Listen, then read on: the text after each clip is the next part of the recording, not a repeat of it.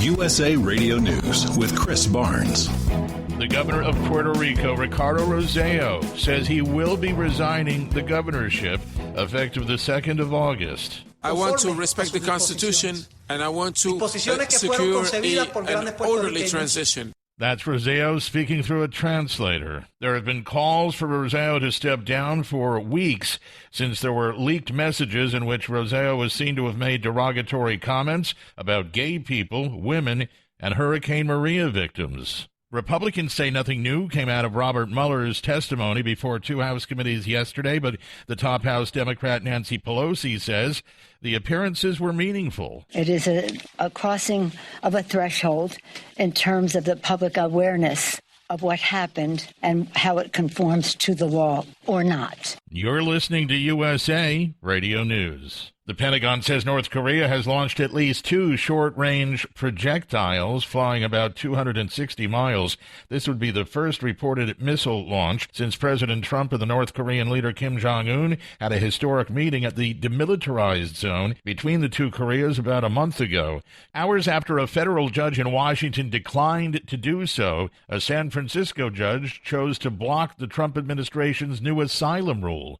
Here's USA Radio's Wendy King. U.S. District Judge John Tiger ruled that the administration's rule, which would bar asylum applications from immigrants who travel through another country to get to the U.S., is likely inconsistent with existing asylum laws. Administration lawyers argued that the U.S. was entitled to enact the rule because of what it calls the crisis of increased migrants at the border. Former Delta Airlines exec Steve Dixon has been confirmed as the new FAA chief. And this is USA Radio News. Congressional attempts to stop arms sales to Saudi Arabia stopped by the White House. President Trump vetoing 2 bipartisan measures that had been passed by Congress to try to halt sales to the Saudis and the United Arab Emirates.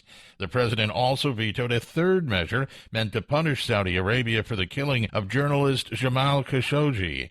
In a message to lawmakers, Trump said the resolution would weaken America's global competitiveness and damage important relationships with allies. It's doubtful Congress has the votes to override those vetoes. Officials in Manhattan say financier Jeffrey Epstein's been found injured in his jail cell. He was reportedly found last night on the floor of his cell in a semi-conscious state with marks on his neck. Investigators have not determined what happened to him, but he's going to be kept on suicide watch.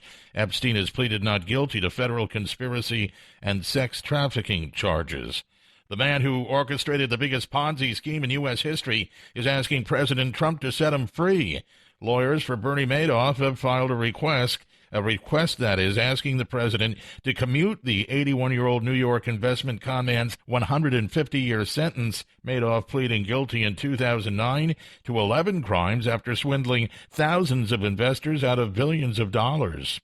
Find us online at usaradio.com. For USA Radio News, I'm Chris Barnes.